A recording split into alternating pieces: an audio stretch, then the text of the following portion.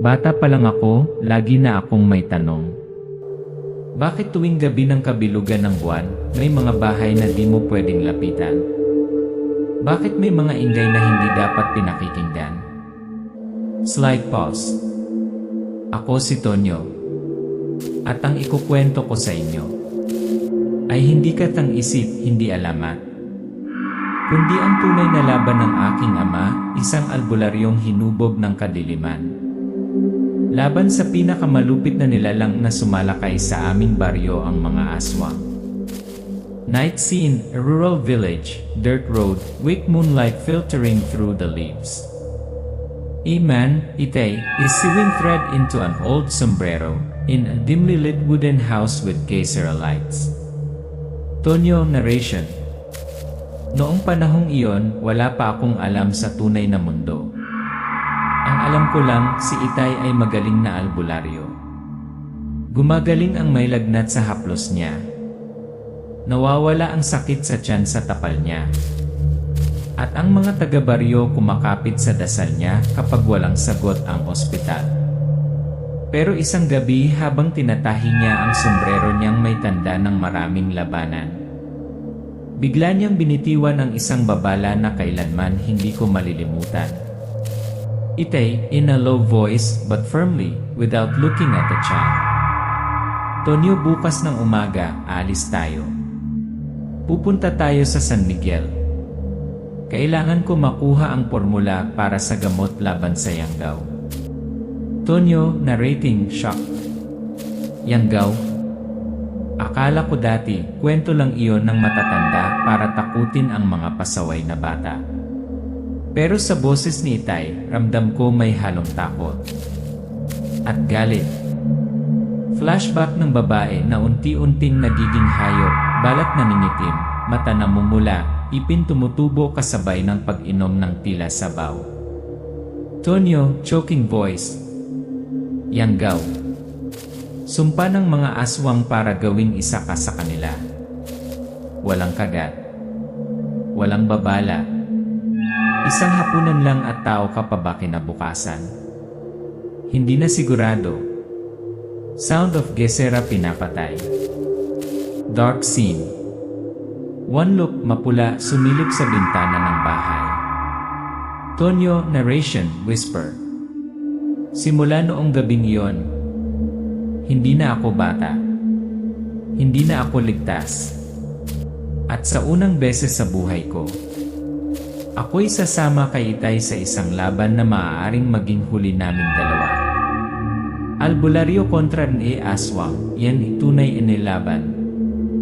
Isang kwento ng paninindigan, ng dugo, at ng halimaw na nakatago sa katawang tao. I was born in Manila, raised in California. The stories of aswang, Encanto, Albulario, to me they were just fairy tales to put children to sleep. Until I got a call. Trembling voice. A whisper. Tonyo, bumalik ka na anak, humihina na si Itay. Toyo in an old jeepney, looking out the window, the Sorsogon mountains and forests appear in the early morning mist. The dilapidated wooden houses along the road. Tonyo narration. I haven't been back in 20 years. But the smell of rotting wood, the smell of rain seeping into the ground, it just takes my breath away. As if this land has never forgiven anyone who left it.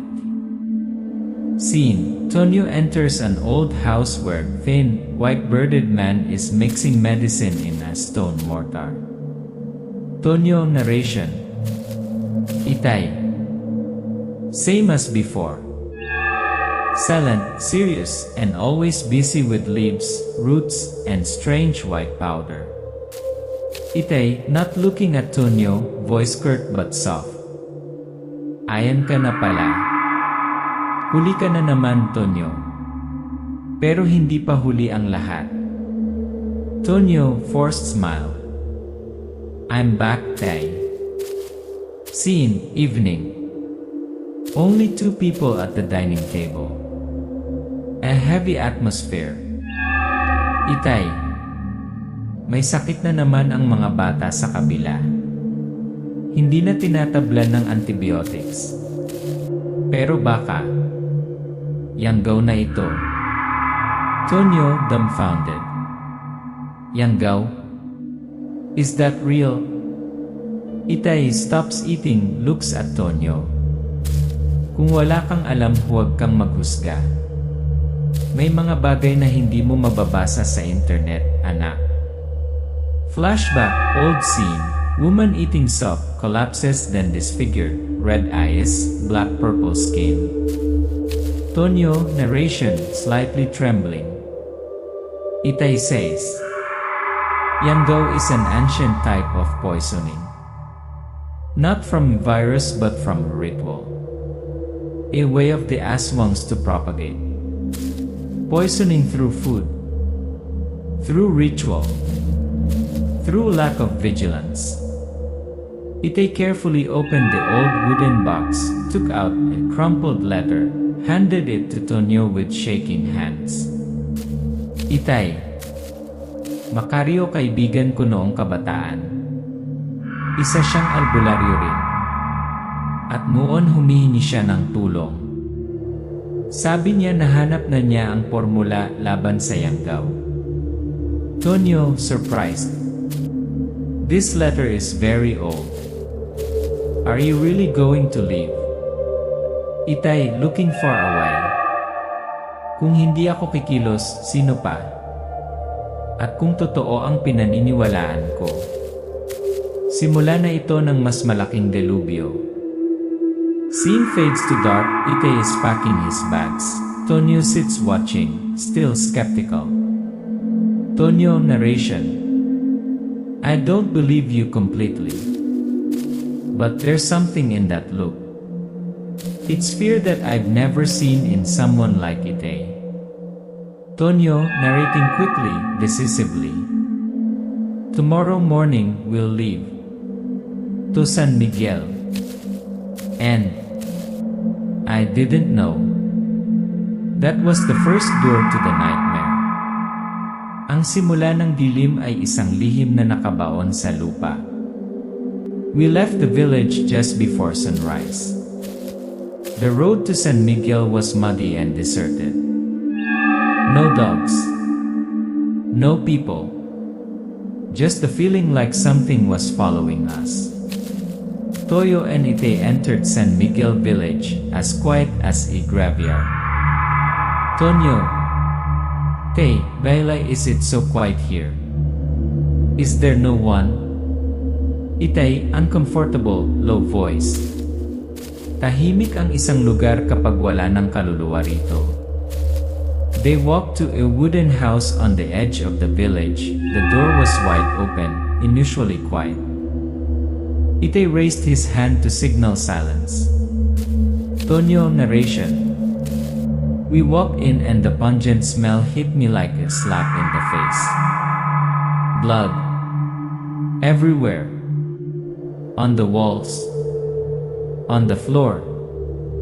On the small altar with the picture of Macario covered in a thin layer of dust. Itay, voice choked but determined. Huli na tayo. Gusto nilang pigilan si Macario. Alam nila na nalapit na tayo sa lunas. Tonyo, that who did this? Is it true that aswang? Itay, hindi lang basta aswang. May gumagalaw mula sa loob ng mga tao. The trembling old woman appeared at the door, her face panicked, her hand pointing towards the deep forest. A woman. May mga batang nawawala 3 gabi na. Walang sigaw, walang bakas, parang nilamon ng lupa. Tonyo and Itay were invited to the village chief's house. Inside were several villagers whispering, all with suspicious faces. Village chief, lowering his voice. May nagsasabing nakita si Macario last went with isang lalaki na hindi taga rito. At ngayon may nagsasabing may taong in the village is helping the aswang. Village 1. Hindi na natin alam kung sino ang totoo. Pati si Mang Apol, albularyo natin, biglang nawala. Village 2, glancing at Tonyo. Baka nga kayo rin. The atmosphere was tense. People were beginning to suspect each other. A strange man standing in the corner of the room, wearing a hood, suddenly spoke. Stranger, in a low, steely voice. Ngayon pa lang kayo natatakot. Ang mga aswang matagal na silang nasa tabi nyo. Ang tinitingala nyo bilang kapitbahay, kaibigan, o pari baka sila na ang susunod ninyong katabi sa kabaong. The man walked out, leaving behind an eerie silence. Tonyo narration. I saw the people's eyes change. A glint of doubt, a hint of hatred and a fear that grew ill the minute. And I realized, we were not only fighting against aswang. We were also facing the fear of the people themselves. Itay Tutonyo. Anak, bago pa sila giangaw ng takot, kailangan nating hanapin lunas. Dahil sa takot mas mabilis silang magiging hayop.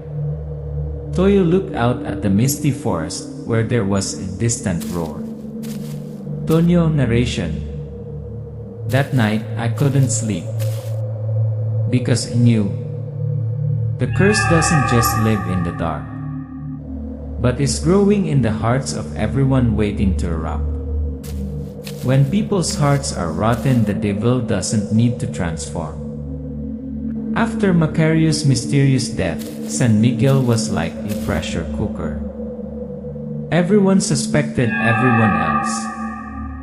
And while everyone was arguing about whether to burn the body or dig a grave, Itay took action. A bamboo hut was built deep in the forest. Tonyo, Itay, and a few young men were practicing, learning to spread rice flour, use silver itak, make vine traps, and hang talismans. Itay strictly instructing and threatening. Ang itak hindi sapat. Kapag wala kayong paninindigan, mas mabilis kayong lamunin ng dilim. Jopet, a stubborn young man. E paano pag nakita naming pinsan namin mismo ang aswang? Kaya pa ba ng paninindigan yan? Itay, coming closer, eyes burning. Kung hindi mo kayang patayin ang taong minahal mo, asahan mong siya ang mauunang pumatay sa'yo. At night, Tonyo lies awake. Itay sits blowing on the fire, silently watching the smoke rise. Tonyo narration slowly with emotion. For the first time, I see Joy Father no longer an invincible magician, but a father collapsing in silence. Tonyo whispering. Did mother really die from aswang? Itay silent for a long time. Hindi. Pinagaling ko siya pero huli na. Yanggaw na pala ang kinain niya. At sa huling sandali ako mismo ang nagpasanay sa kanya. Tonyo, Dad buried Mom with your own hands? Itay whispering to the darkness. Kaya ngayon kahit ako pa ang mamatay, hindi ko hahayaang may isa pang pamilya na mawasak sa atin. The next morning, a young man in the group suddenly vomited blood. His eyes were red, his skin was purple. Everyone panicked. Tonyo narration hurriedly. I thought it was a common stomachech. Who would have thought? The first sign of Yanggaw. Jopat. Tanina. Siya yung kahapon na tumikim ng sabaw ng babae sa kabilang baryo. Itay shouting loudly. Itali siya. Bago pa mahuli ang lahat. The atmosphere was chaotic. Some were confused, some were angry. Some people are starting to doubt Tonyo's own group. People. Paano kung kayo rin may dala ng sumpa? Tonyo, kung magpatayan tayo rong gabi, hindi na kailangan ng aswang. Tayo na mismo ang papatayin ng isa't isa. A small council was formed. Survivors from neighboring villages gathered Eli torchlight, consisting of Albularios, Binatilios, and the old and weak who still had faith. Babaeng Albulario. Sa bawat baryong bumagsak may isang pattern. Una, isang batang nawawala. Pangalawa, isang albularyo ang biglang namamatay. Pangatlo, nagsisimula ang pagtitipon ng mga aswang sa isang liblib na lugar. Group leader. At mukhang San Miguel ang susunod nilang altar. Tonyo, narration, even code. We have no time. There is no choice. The counterattack must begin. Montage cuts to people making traps, sharpening knives, lighting talismans, passing around ancient amulets. Itay voiceover. Ngayong gabi, kung sino ang may tapang, sumama. Kung sino ang may duda, manatili. Dahil kapag nagsimula ang ritual, wala nang atrasan. A close-up of Tonyo's face, his eyes determined. Behind him is a dark jungle, where the light no longer reaches. Tonyo narration. I used to think it was an outsider. But tonight, I am part of the curse.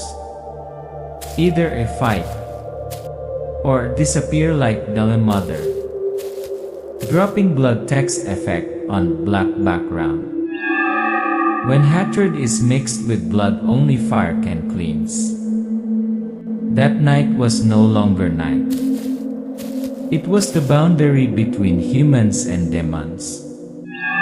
Every step, every breath was like entering the mouth of darkness. The resistance group led Ilaite split into 3 directions. They lit the fire around the forest where the aswang ritual was about to take place. Itay whispering firmly. Walang atrasan.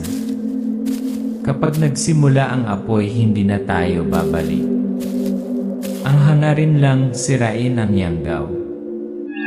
A soft chorus from the group para sa bayan. Para sa dugo. Seen. From afar, a circle of fire flares up around an ancient altar. In the middle of the circle, there are writhing bodies, victims being transformed. Tonyo narration. We saw them. The aswangs were neither human nor beast. Their bodies were twisted. Their eyes were red, their moans were not human.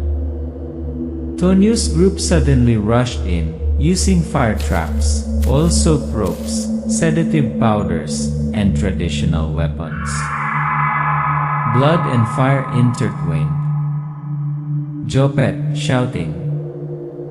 Huwag kayong titingin sa mata nila. Gagamitin nila ang takot nyo laban sa inyo.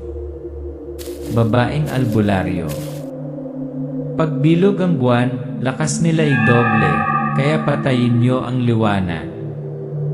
In the melee, Itay suddenly discovers that the aswang leader, a tall, white-haired creature with ancient ritual tattoos, is the one who killed his wife. Itay whispers, voice trembling. Ikaw ang sumira sa lahat ng meron ako, Aswang leader smirks. At ngayon ikaw na lang ang natitira.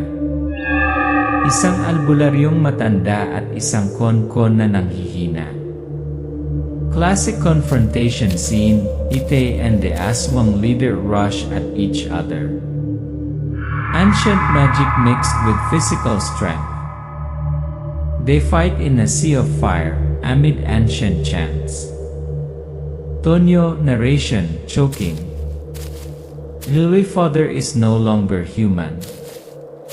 He seems to have transformed into the very god he once called upon during the town ceremony. But the price is his life. Ite is stabbed through the chest, still able to stab the sacred silver blade into the enemy's heart. Both fall down. The ritual fire goes out. The music fades, silent in the sound of Tonyo's heartbeat. Tonyo, screaming, hugging his father. Hey! Suddenly, the Yango ritual has not stopped.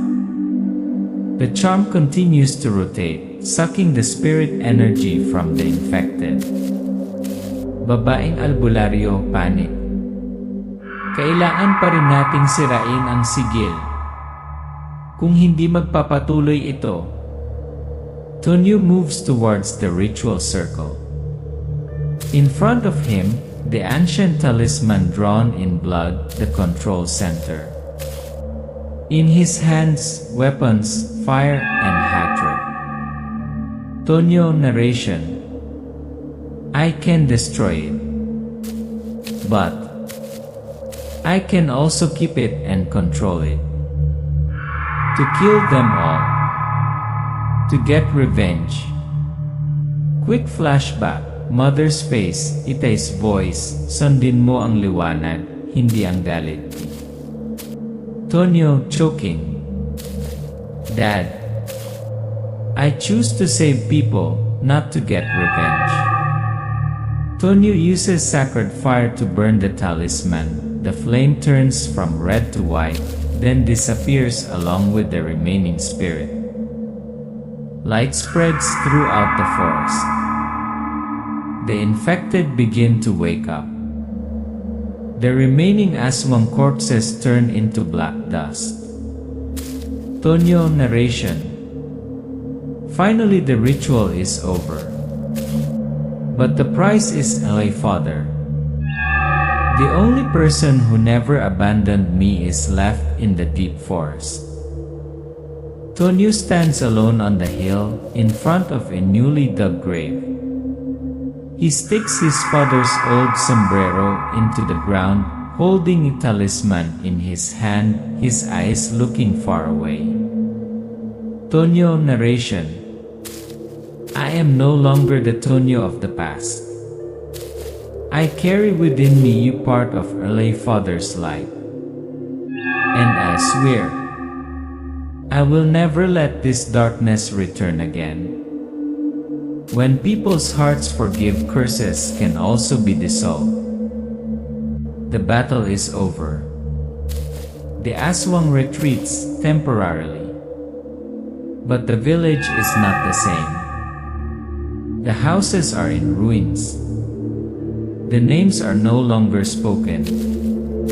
And among the new graves is my father.